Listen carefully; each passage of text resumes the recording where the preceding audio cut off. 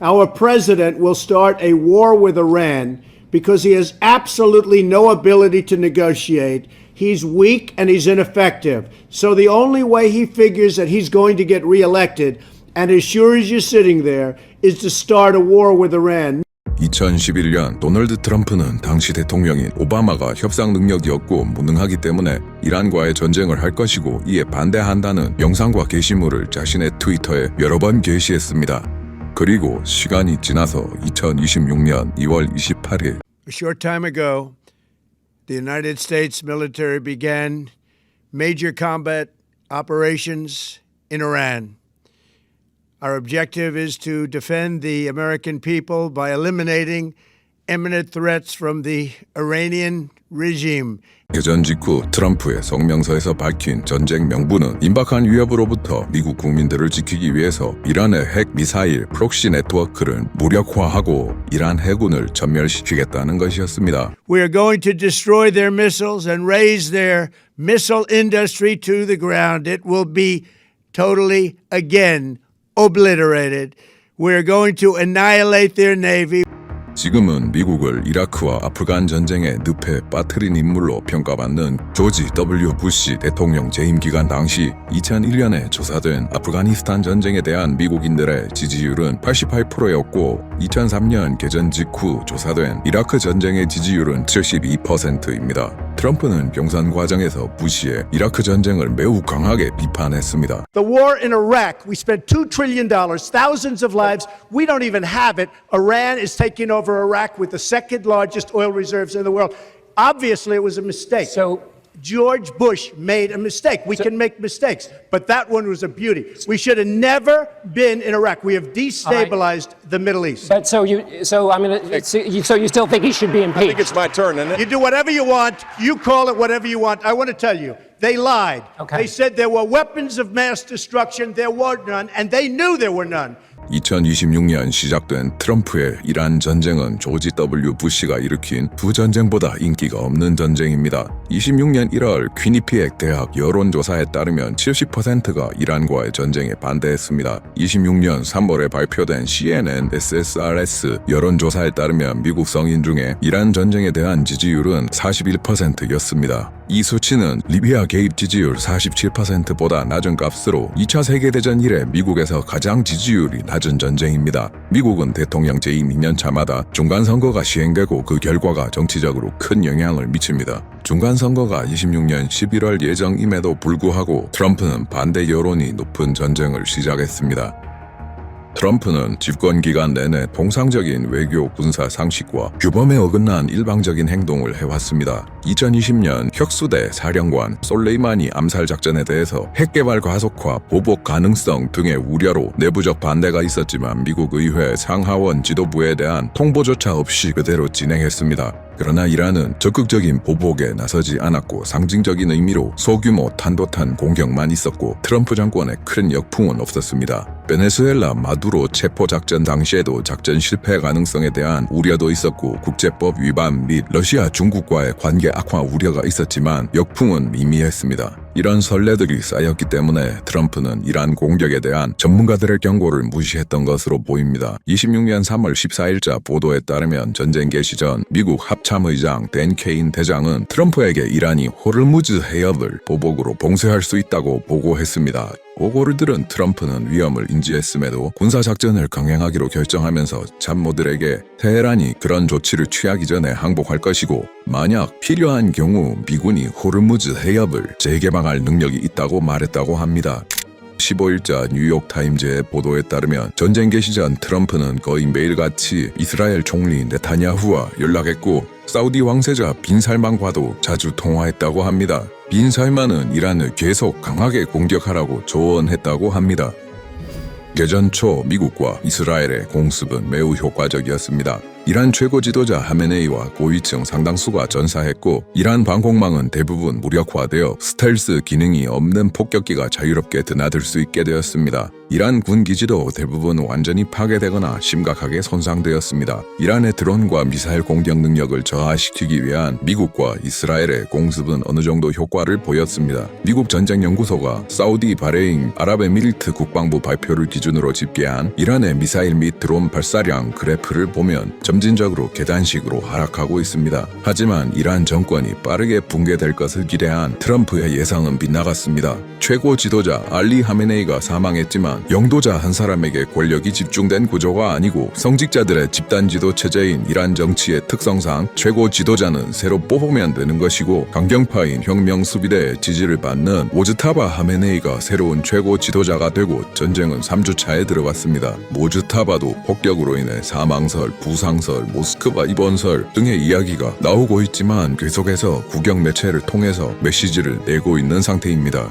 미국과 이란은 이번 전쟁에서 목표가 다릅니다. 이란 모즈타바 정권의 목표는 이슬람 공화국 신정체제 자체의 생존입니다. 이를 위해서 미국과 이스라엘과 미국의 걸프 동맹국들에게 정치 경제적인 고통을 가해서 연합군의 작전을 중단하게 하는 것이 목적이고 이를 실현하기 위한 전술로 이란은 미군의 사상자 발생으로 트럼프 정권의 정치적 압력을 가하고 걸프 동맹국들에게 경제적 피해를 입혀 동맹국들이 미국을 압박하게 하기 위해서 드론 및 탄도미사일 공격, 프록시들을 이용한 공격, 호르무즈 해협 봉쇄를 진행 중입니다. 모즈타바는 첫 성명에서 호르무즈 해협을 통과하는 선박들에 대한 위협을 철회하지 않겠다는 강경한 입장을 표시했습니다. 이란은 중국 위안화 결제를 이용하는 유조선에 대해서 호르무즈 해협을 통과시킬지 여부를 검토하고 있다고 합니다. 이것은 미국 패권의 핵심 축이자 달러가 기축 통화가 될 수 있던 중요한 요소인 페트로달러 시스템에 타격을 주기 위한 것으로 보입니다. 트럼프 정권이 공식적으로 제시한 전쟁 목표는 일관성 없이 계속해서 바뀝니다. 2월 28일 개전 당시 성명에서는 이란의 핵 프로그램 제거와 정권 교체를 목표로 했습니다. 얼마 지나지 않은 3월 2일 헤그세스는 This is not a so-called regime change war, but the regime sure did change, and the world is better off for it. 알리 하메네이의 전사로 정권이 바뀌었다고 말했고 이라크와 아프간 전쟁 때문에 생긴 정권 교체 전쟁에 대한 미국인들의 거부감을 피하려고 했습니다. 3월 6일 트루스 소셜에서 트럼프는 이란에 무조건 항복 외에 어떤 협상도 없다고 말했고 받아들일 수 있는 지도자를 선정하라고 압박하면서 이란의 후계자 선정 과정에도 직접 개입하겠다는 뜻을 내비칩니다. 무조건 항복이라는 단어의 사전적 의미도 오래가지 못합니다. 트럼프가 비합리적인 말이나 행동을 하면 유튜브에는 어그로용 썸네일로 트럼프의 진정한 의도가 자주 보입니다. 하지만 트럼프의 진정한 의도를 공식적으로 해석해주는 인물은 백악관 대변인 캐롤라인 레빗입니다. 트럼프의 무조건 항복 게시물이 올라온 지 얼마 안 된 시점에 캐롤라인 레빗은 폭스뉴스 등에 출연해서 What the president means is that when he, as commander-in-chief of the U.S. Armed Forces, determines that Iran no longer poses a threat to the United States of America and the goals of Operation Epic Fury has been fully realized, then Iran will essentially be in a place of unconditional surrender, whether they say it themselves or not. 라고 발언해서 무조건 항복의 사전적 의미는 이제 아무래도 좋아졌고 트럼프 개인의 주관적 판단이 전쟁 승리의 기준점이 됩니다. 위 발언으로부터 얼마 안 된 시점에 트럼프는 미국 언론사 엑시오스와의 인터뷰에서 이란의 공식 선언이 아니라 싸울 수 없는 상태도 무조건적 항복에 해당한다고 발언해서 마음만 먹으면 언제든지 손을 털 수 있는 퇴로를 열어둡니다. When are you going to know when it's over? When I feel it. Okay. I feel it in my bones. 3월 13일 오전에 폭스뉴스 라디오 인터뷰에서 내가 느낄 때, 뼛속으로 느껴질 때 전쟁이 끝난다는 발언을 해서 주관적 기준으로 끝낼 수 있다고 말했고 같은 날 비행기 앞에서 트럼프는 무조건 항복이라는 뜻이 To me, it means very simply that we are in a position of dominance that nobody's ever seen before. And whether or not they're able to say the words. 역사상 그 누구도 본 적 없는 지배적 위치라는 뜻이 되었고 이란이 말을 하든 말든 상관없이 트럼프가 주관적으로 정할 수 있는 것이 됩니다. 11월 중간 선거를 앞둔 트럼프 정권은 지상군의 투입으로 대규모 사상자가 발생하는 사태는 피하고 싶었던 것으로 보이고 개전 초반부터 지상병력 투입은 배제하고 이지스함의 토마호크와 항공기의 폭격을 중심으로 전쟁을 진행했습니다. 3월 12일자 로이터의 보도에 따르면 미국 정보기관들은 이란 정권의 붕괴 가능성이 낮다고 평가했습니다. 이란 내에는 아야톨라 정권에 불만을 품은 사람들이 많았고 개전 당일 연설에서 트럼프는 이들의 봉기를 유도하려고 했습니다.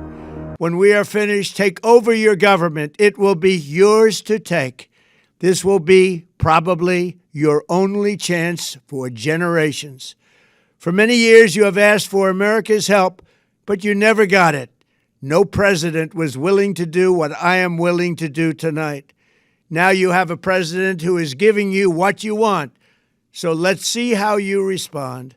America is backing you with overwhelming strength and devastating force. Now is the time to seize control of your destiny and to unleash the prosperous and glorious future that is close within your reach. This is the moment for action.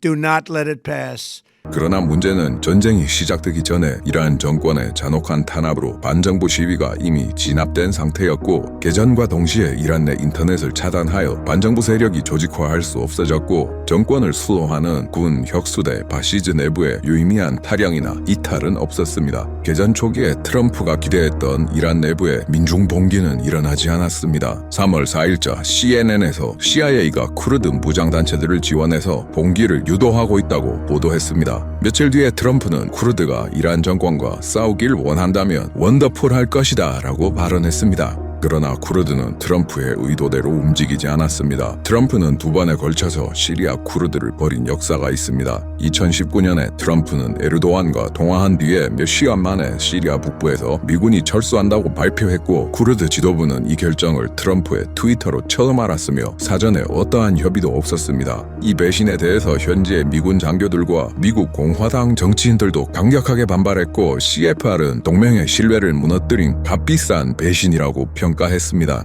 시간이 흘러 2026년 1월부터 시작된 알샤라의 HTS 정권과 쿠르드족 무장단체 SDF 간의 충돌 당시 트럼프는 알샤라 정권 편에 섰습니다. SDF는 장악한 지역의 80%를 잃었고 미국 특사 톰 바락과 중부 사령부 사령관 브래드 쿠퍼는 HTS와 SDF 간의 중재 과정에서 알샤라 측에게 유리하게 중재합니다. 사건이 일어난 지 몇 달도 안 된 시점에서 트럼프가 이란의 쿠르드족이 봉기하면 원더풀하다고 발언했습니다. 3월 8일자 로이터의 보도에 따르면 시리아 쿠르드 쪽에서 이란의 쿠르드족에게 미국 편에 서는 것을 신중하게 접근하라고 경고가 들어갑니다. 이런저런 경고도 있었고 아주 가까운 현대사를 본 이란 내 쿠르드 단체들은 비행금지 구역 설정 같은 구체적인 보장 없이는 움직이지 않겠다고 선언했습니다. 이런 요구가 나오자 트럼프는 또 말을 바꿉니다. Iranians are concerned that the Kurds will carve out kind of an autonomous region as they did in Syria and Iraq.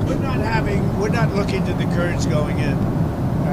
We're very friendly with the Kurds, as you know, but we don't want to make the war any more complex than it already is. No. You've ruled that out? We don't want, yeah, I have ruled it out. I don't want the Kurds going in. I don't want to see the Kurds get hurt, get killed. We've had a good relation. They're willing to go in, but I've told them I don't want them to go in. 결과론적으로 이란에 투입할 수 있는 지상병력의 선택지는 미군만 남게 됩니다. 3월 12일자 위성사진에서 강습 상륙함 트리폴리와 제31 해병 원정대 약 2,500명 규모의 병력이 대만 섬과 필리핀 사이를 통과하고 있는 것으로 보이고 도착에는 상당한 시일이 걸릴 것이라고 합니다. The only thing prohibiting transit in the Straits right now is Iran shooting at shipping. It is open for transit should Iran not do that. 트럼프 1기 정권 시기에 백악관 국가안보보좌관으로 이란 정권 교체를 강하게 요구했던 존 볼턴은 자신의 트위터에 2018년과 19년 사이에 이란 정권 교체를 제안했을 때 다른 트럼프 측근들이 호르무즈 해협 봉쇄 가능성 때문에 정권 교체 시도를 반대했다고 말했습니다. 그리고 볼턴은 트럼프도 호르무즈 해협 봉쇄 가능성을 알고 있으면서도 이에 대비하지 않았다고 트위터에 썼습니다. 예상대로 개전과 거의 동시에 호르무즈 해협은 봉쇄되었고 시간이 지나면서 기름값은 점차 상승하다가 $100를 돌파합니다. 국제 유가 상승은 미국 국내 시장에도 충격을 가하기 시작하고 여론이 나빠지기 시작합니다. 이에 트럼프는 한국 시간 12일에 트루스 소셜에 즉흥적이고 다소 말도 안 되는 내용을 게시하는데 미국은 최대 석유 생산국이니 국제 유가가 오르는 것이 더 좋다고 말했습니다. 중국과의 건함 경쟁에서 밀리고 있고 미국의 조선업이 망가진 후 선박의 건조 및 수리 능력이 매우 떨어지게 된 미 해군은 배를 잃을 만한 여유가 없는 상태이고 Mr. President, when will the Navy start escorting tankers through the Straits of Hormuz? 트럼프는 미 해군이 선박에 대한 에스코트를 제공하겠다고 말했지만 실질적 조치는 시행되지 않고 계속해서 시간이 지나갑니다. 한국 시간 14일 트럼프는 호르무즈에 영향을 받는 국가들 그 중에서도 중국, 프랑스, 일본, 한국, 영국 등이 전함을 보낼 것이다 라고 단정적으로 말했습니다. 이 나라들이 호르무즈를 지키는 동안 미국은 이란 해안가와 선박들을 공격할 것이다 라고 했습니다. 15일에 트럼프는 이란을 경제적 군사적으로 거의 다 무력화시켰지만 호르무즈를 통해 기름을 수입하는 나라들이 해협을 담당해야 한다고 또 게시물을 올렸습니다. 그 외 여러 자리에서 다른 나라들의 도움을 요청했지만 호응하는 국가는 거의 없었습니다. 25년 1월 트럼프 2기 정권이 시작된 후 트럼프는 동맹과 여타 국가들에 대해서 상식과 규범에 벗어난 행동을 많이 해왔습니다. 25년 6월에 젤렌스키를 불러서 기자들 앞에서 푸틴과 휴전하라고 강하게 압박하는 장면을 보여준 적도 있고 나중에 미국 대법원에서 무효라고 판결이 난 관세 판때기를 가지고 임의적으로 관세를 때리면서 미국을 위대하게 만든다고 하기도 했었습니다. 국제법상 타국 영토 보전 원칙에 위배되는 사항이자 제국주의적 야망이라고 비판받았고 실현 가능성도 별로 없었던 캐나다 합병을 추진해서 미국에 주로 만들겠다고 하던 시기도 있었고 나토 회원국인 덴마크의 영토인 그린란드에 대한 합병 시도로 미국에 대한 나토 동맹국들의 신뢰는 심각하게 손상되었습니다. 그러다가 호르무즈 상황이 불리해지자 동맹국들에게 배를 파견해서 도우라고 요청하면서도 자신이 매우 잘하고 있다는 태도는 바뀌지 않았습니다. 한국 시간 8일자에 트럼프는 영국이 항모 2대를 중동으로 보내는 것을 심각하게 검토 중이라고 주장했고 이미 승리한 전쟁에 뒤늦게 참여하는 사람은 필요 없다고 올렸습니다. 트럼프는 이미 이란과의 전쟁은 승리했고 뒤늦게 참가 의사를 밝힌 동맹국인 영국을 거부하는 모습을 대중들 앞에서 연출하려고 했습니다. 하지만 이 발언은 상당 부분 사실과 다릅니다. 영국 해군에는 항모가 2대 있는데 그중 한 대 HMS 퀸 엘리자베스는 메인 샤프트 등의 만성적인 문제가 있어서 계속해서 드라이독을 드나들면서 수리를 반복하는 중이고 영국 국회의원의 질의에 대한 국방장관의 답변 당시인 26년 2월 하순 기준으로 드라이독에 있고 그나마 운용 중인 나머지 한 대 항모인 프린스 오브 웨일즈도 중동에 간다는 명시적인 발표가 없었습니다. 파이낸셜 타임즈와의 인터뷰에서는 나토가 이란 전쟁에서 미국을 돕지 않는다면 매우 나쁜 미래가 있을 것이라고 경고하면서 압박을 가했습니다. 그러나 영국 총리 스타이머도 트럼프의 파병 요청을 거절했고 파병 요청 대상 국가에 포함되지 않았던 호주도 선제적으로 거부 입장을 밝혔습니다. 독일 메르츠 총리는 나토의 전쟁이 아니다라는 말과 함께 거부했습니다. 이 외에도 여러 국가에서 거부당하자 도와달라는 압박도 오래가지 못하고 또 트럼프의 말이 바뀝니다. We don't need anybody. We're the strongest nation in the world. We have the strongest military by far in the world. We don't need them. But it's interesting. I'm almost doing it in some cases, not because we need them, but because I want to find out how they react. Because I've been saying for years that if we ever did need them, they won't be there. Not all of them, but they won't be there. 이 와중에 3월 17일자 로이터 보도에서 아랍에미리트는 호르무즈 해협 보호를 위한 미국 주도 연합에 참여할 수도 있다고 했습니다. 트럼프는 16일에 They weren't supposed to go after all these other countries in the Middle East. Those missiles were set to go after them. So they hit Qatar, Saudi Arabia, UAE, Bahrain, Kuwait.